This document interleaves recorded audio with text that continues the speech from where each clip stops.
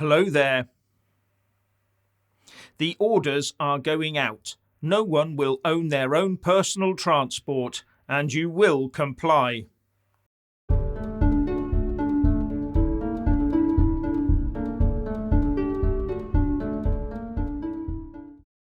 The World Economic Forum has issued the call, or more likely a diktat, that there must be an end to what it calls wasteful private car ownership. And the eco-loons are all there crowing in approval, along with many establishments around the world that have been planning this for many a year, gradually eroding our ability and eventually our will to travel. Just look at the state of international travel today. And in a paper, the World Economic Forum, or WEF, says the average car or van in England is driven just 4% of the time. They want a system whereby there is a pool of cars and you have to put an order in for one that you can pay to use by the hour. But how you get to it or how it gets to you is another matter. Anyway, it seems that the WEF has targeted England as an example. England, not the UK. So why would that be?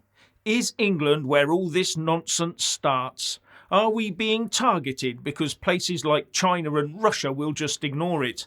Hence Rishi's 5 emergency crisis mode that I talked about recently.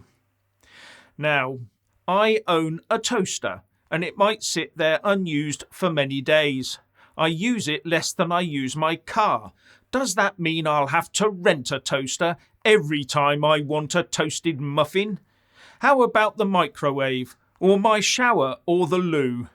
But the one thing we use most of the time, I guess, is our gas boiler to heat our water and keep us warm when it's cold. But they still want to wrench that from you.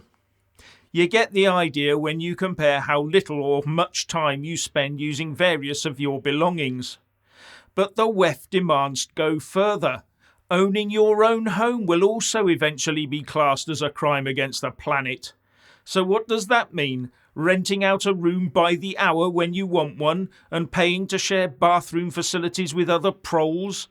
Or are you to be allocated with the smallest rabbit hutch they can lever you and possibly your family into, while those perpetually in charge have mansions and estates? These self-appointed wannabe micromanagers of your life are psychotic. But you can see their plans are already in motion, with the ludicrously high cost of petrol and diesel forcing people off the roads, together with the rising cost of food forcing people to reduce their overall consumption footprint. And the only people that will benefit, and they will benefit very handsomely indeed, are, as ever, the filthy rich and undeservedly powerful. And they know that the less we own and the more we're forced to rent, the easier we are to control, because everything we do and use will have to be paid for, leaving the ordinary prole feeling insecure and unsafe, just as serfs felt 100 or more years ago, and that's just where the globalists want us. You won't own a garden or the tools to grow your own food, because all the food you will be allowed to eat will be Frankenfood, manufactured in some globalist factory made with unmentionable and unidentifiable contents, all using the excuse that eating natural food is bad for the planet. In fact, it won't be long before they start calling natural food unhealthy and bad for you. Yes, and those Frankenstein foods already exist and are being pushed as the net zero carbon way forward for humans. Well, the billions of proles, that is, because you can bet your stuffed shirt that the aforementioned rich and powerful will still have plenty of meat, veg, and soon to be illicit stuff like tobacco and alcohol, as well as other recreational substances. Now, getting back to transportation, what happens at rush hour when everyone needs transport as they do now?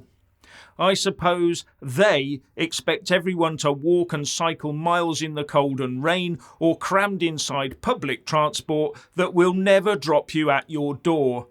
But not our betters. They won't be subject to this.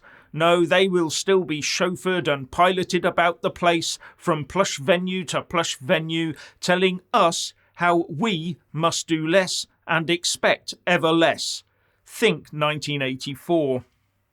And to make all this wonderful new world work, you will need all sorts of ID and a social passport system to make sure everything you do is fully controlled in order to save the planet. While our betters look smugly down on us from comfort on high, slapping each other on the back, congratulating themselves on a job well done.